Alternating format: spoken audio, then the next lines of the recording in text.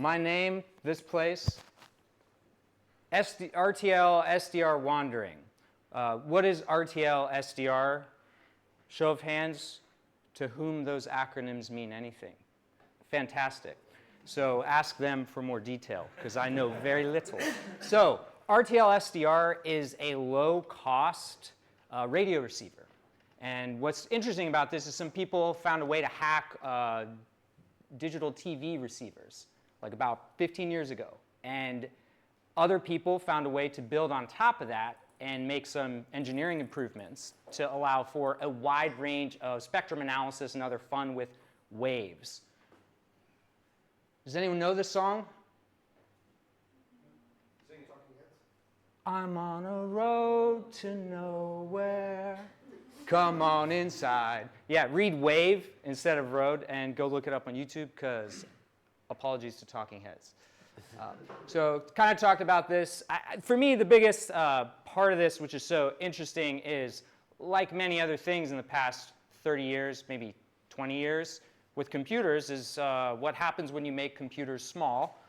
Like Luke Stock, you can put them in your watch, retrofit old things, and what happens when you make them cheap? More people can do more things with them, and more people have more time and more creativity, and so you can find these amazing bodies of work. What I passed around is one example of a sort of commercialized version. So this actually was a student who hacked on the board, made improvements, and did kind of a baseline where it's actually full package. It's really easy to use with Linux software. So what are some things you can do with this? So I picked a couple examples of things that appealed to me.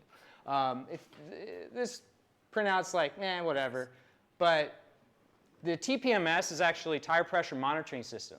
Our modern cars have this. That screenshot, don't look too closely because it has someone's personal data. Because this morning, what I did is I hooked up my dongle, put out those bunny ears, and I captured data. Yeah, that's right. That's right. I captured data, and boy was I happy to pick up on the 433 bandwidth. It's interesting because I found somebody that also did this for diagnosing their own car problems. So like if you have car trouble and it has to do with your tires, like you can use this. $40, $40. That's a lot less than what I've paid at car shops. Another one is APRS. These are amateur radio band messages.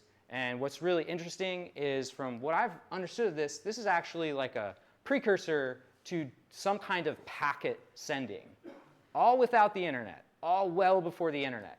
And that's really another like big picture here, which I've been having fun with, is trying to get in the mindset of there are waves everywhere, and I don't need to be connected to this commercial central thing that everyone complains is always down. So that's an example, too, of some messages that I picked up one day when preparing for this talk. Here's the fun one that I didn't do, so maybe one of you can do it. A replay attack. Has anyone heard of that before? Yeah. OK. Has anyone done one before? You don't have to raise your hand for this one. That's OK. Anyways, I thought this would be cool. Is what you can do is you can record the signal, right? So your digital signal processing, you have it plugged into your computer. You've got the receiver. You receive the signal of your car alarm opening it. And then what you can do is get a Raspberry Pi and have a simple transmitter and replay that signal you recorded. So don't do that on someone's car, because that's car theft. Maybe do it on your car, because it might be funny if you have other people that share your car, or if you just want to amuse yourself. Zoom, zoom, zoom. And that's it.